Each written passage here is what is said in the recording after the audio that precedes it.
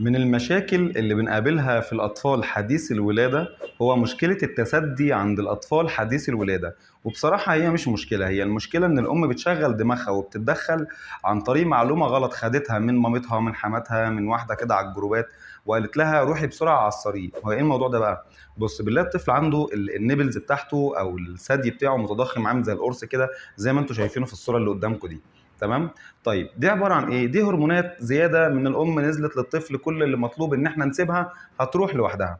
طب لما الام تشغل دماغها في المعلومات الغلط اللي جابتها الله اعلم منين وتحاول تعصرها، انت ممكن تقلبيها لخراج، والخراج ده ساعتها هنحولك لدكتور الجراحه وتخش في موال ما يعلم به الا ربنا، عشان خاطر حضرتك عملتي حاجه غلط. كل المطلوب منك لما يكون عندك مشكله طبيه تتواصلي مع دكتورك علشان خاطر يقول لك المعلومه الصح وما تاذيش طفلك بايديكي وانت مش عارفه. خلاص.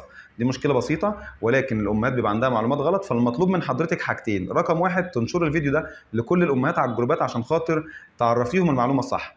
والحاجه الثانيه ان انت تدوسي لايك على الفيديو ده او تعملوا لي قلب اللي انا بحبه ده، عشان خاطر تدعموني وافضل دايما متواصل معاكم عشان انشر لكم المعلومات المفيده. شكرا.